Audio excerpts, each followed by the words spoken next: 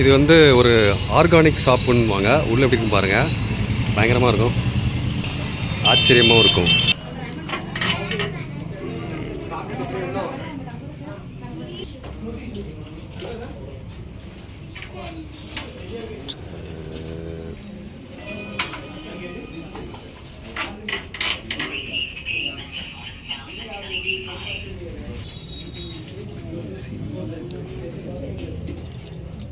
இது அரிசியா கோதுமையா?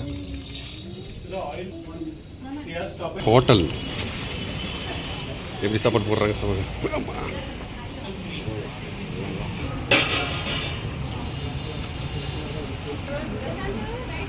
மத்தியானம்